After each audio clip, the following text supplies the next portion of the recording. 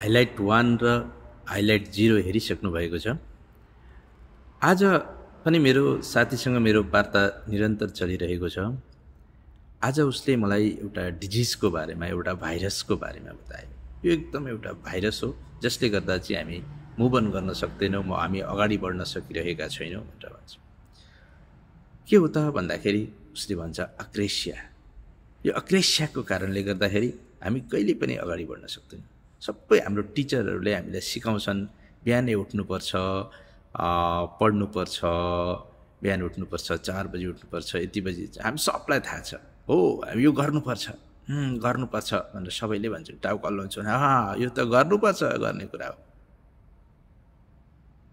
हो। यो डिजिज जुन छ यसले गर्दाखेरि चाहिँ हामीलाई अगाडि बढ्न दिइरहेको छैन। एउटा बाउ छोरा कोठामा सुतिरहेर छन्। बाउले भनेछ, छोरा त्यो ढोका बन्द गर त हावा आयो भनेर भन्छ। अनि हावा आयो भन्दाखेरि उसले गएर ठिकै छ नि त, शीतल भइरहेछ हावा आएर भन्यो। एउटा ल्यायो, एकछिन पछाडि पारेर सुत्यो। बाहिर हेर त पानी पर्दैछ कि। अहिले हेर्नु त त्यहाँबाट एउटा बिरालो आयो, त्यो भिजेको छ कि छैन? उसले अर्को उत्तर दियो, बिजारो भिजेको छ भने पानी परेको छ, बिरालो भिजेको छैन भने पानी परेको छैन। यस्तो छ होइन। अनि फेरि हाम्रो जस्तो पुर्ख्यौली स्वभाव छ त्यो अनुसारले हाम्रो जाने हो होइन। हाम्रो बाबाहरूले हजुरबाहरूले कस्तो गरे त्यही अनुसारको हाम्रो चल्ने हो। त्यो एक्रेसिया हाबी भएको परिवार हो हाम्रो भनेको। कस्तो भन्दाखेरि हो सबै थोक थाहा छ। हामीले बिहान उठ्नुपर्छ थाहा छ, हामीले पढ्नुपर्छ, पढ्दा पढ्दै अल्छी लाग्यो भने एकछिन उठेर नाच्नुपर्छ, फ्रेस गर्नुपर्छ, मुड फ्रेस गर्नुपर्छ, फेरि पढ्न थाल्नुपर्छ, सब कुरा थाहा छ।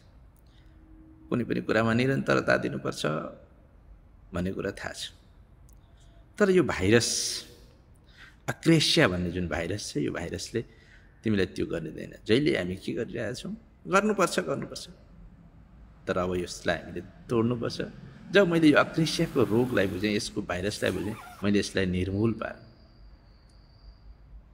म अब कुनै पनि काम गर्छु भन्दिनँ, गरिहाल्छु।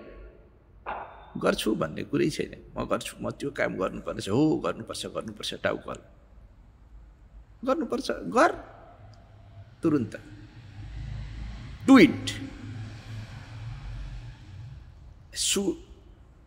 सुड डु इट होइन, आई डु इट हर कुरामा। त्यो कारण अनि तिमीलाई अहिले चाहिँ सृष्टिको याद आउँदैन? ऊ भन्छ अहिले म उसलाई धेरै धन्यवाद दिन्छु। उनको र मेरो दुईजनाको कारणले जे भयो त्यसको लागि म उसलाई धेरै धेरै धन्यवाद दिन्छु, ताकि म आज यो ठाउँमा छु। मैले आफ्नो डिजिजहरूलाई पत्ता लगाइसकेको छु, मैले आफ्नो भाइरसहरूलाई पत्ता लगाइसकेको छु र म अघि बढिसकेको छु। अहिले त उसलाई सम्झिँदा रमाइलो लाग्छ। हरेक नारीलाई देख्दाखेरि सम्मान जाग्छ, प्रेम भाग्छ। हे जननी, मातृ जननी भनेर चाहिँ आदर सत्कार नमस्कार गर्न मन लाग्छ।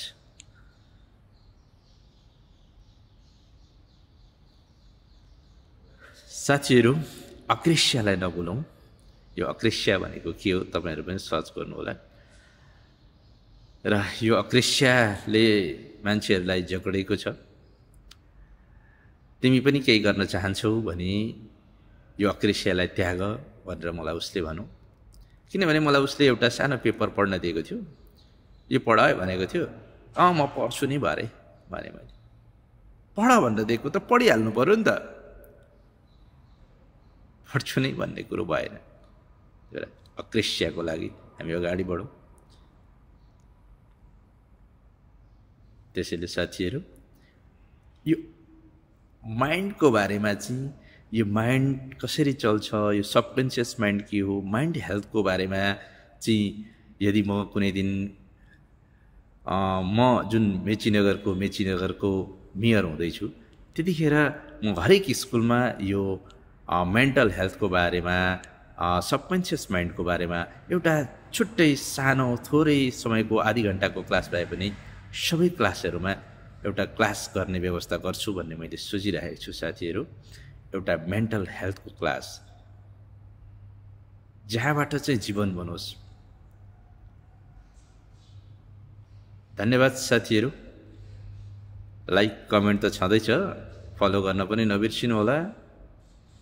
तपाईहरुको दिन शुभ रहोस्। धन्यवाद।